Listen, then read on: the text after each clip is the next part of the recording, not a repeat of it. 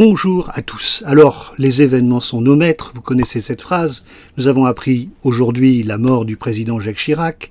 Alors je vais faire des déçus, ceux qui étaient avec moi sur le Tour de l'avenir, mais Alden me pardonnera parce que, le président Chirac avait remis un prix de l'innovation au papa de Stéphane Waag, et nous allons rediffuser un reportage réalisé il y a 2 ans sur le musée du président Jacques Chirac. Et puis promis, la semaine prochaine, nous poursuivrons notre voyage en maillot jaune.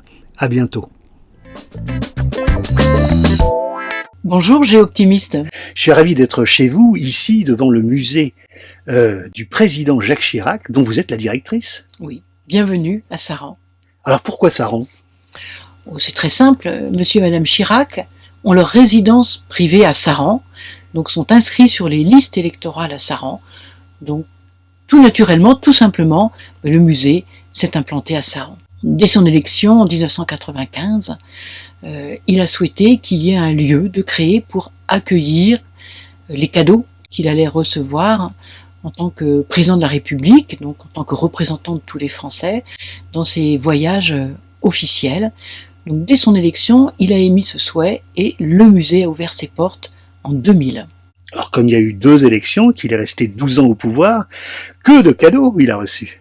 Oui, beaucoup de cadeaux, ce qui a nécessité une extension du musée en 2006. Donc aujourd'hui, on a ce grand établissement avec 2500 mètres carrés ouverts au public et plus de 5000 cadeaux conservés, mais plus d'un tiers accessibles et visibles par les visiteurs. Dans ces visites officielles, on cherche bien sûr à faire plaisir à celui qu'on reçoit. Et on cherche aussi à signifier quelque chose par rapport à la culture de celui qui donne. Donc ça, c'est vraiment à 2 entrées. Mais le goût de Jacques Chirac pour les arts, je dirais pour les arts de façon générale, était connu. Et il a reçu des cadeaux qui, je pense, ont pu beaucoup le toucher de l'ensemble des continents du monde. Mais il y a aussi des particuliers qui donnent. Il y a ce petit chapeau là, bolivien. Alors il y a des particuliers qui donnent. Vous savez, nous avons un espace d'introduction qui est consacré d'abord aux droits et aux devoirs du président, mais aussi aux premiers cadeaux qu'il reçoit. Ce sont les cadeaux de ses concitoyens. Ce sont les cadeaux des Français, que les Français lui ont offert un certain nombre d'objets dès le jour même de son élection. Alors parmi tous les cadeaux, est-ce qu'il y en a 2-3 qui vous marquent particulièrement Alors, il y en a qui marquent les visiteurs, ça c'est certain.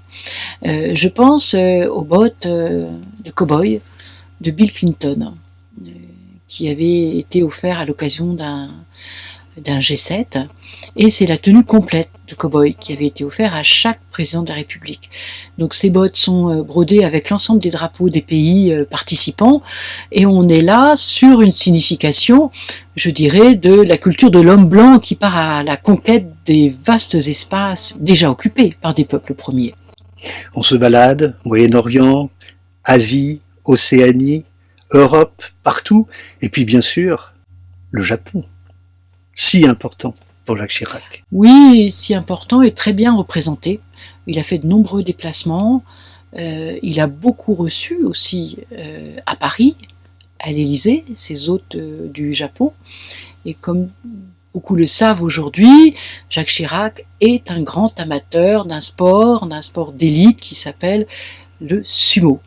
Donc il regarde les matchs chez lui et il a reçu beaucoup de cadeaux en rapport avec ce sport d'exception. Les sumotori au Japon sont des dieux vivants à qui on rend un véritable culte. Donc on a effectivement de nombreux objets qui sont en rapport avec cette pratique. Alors il y a une seconde salle beaucoup plus grande, un peu dans le noir parce qu'il faut préserver les œuvres. Et oui, ce sont les réserves visitables. Alors c'est un lieu tout à fait exceptionnel, très rare en France dans les musées. C'est ce qu'on appelle des réserves visitables. Et là, c'est un peu un inventaire à la Prévert. Il y a des tablettes tactiles et on peut interroger par numéro chaque objet. Et c'est passionnant. Chacun se crée son itinéraire, se crée sa visite, et on peut revenir 10 fois, 100 fois, et à chaque fois on redécouvre des objets. Et ce sont des objets qui ont tous été offerts au président et qui aujourd'hui, c'est une collection publique, donc ça nous appartient à nous tous, Français. Bon, et puis on quittera pas ce lieu sans passer par le petit restaurant, parce que je sais que Jacques Chirac aimait bien manger. Absolument, c'est vrai. Donc il ne pouvait qu'y avoir un restaurant. Où l'on mange très bien. Merci Michel de m'avoir reçu et à très bientôt. Merci beaucoup, à bientôt.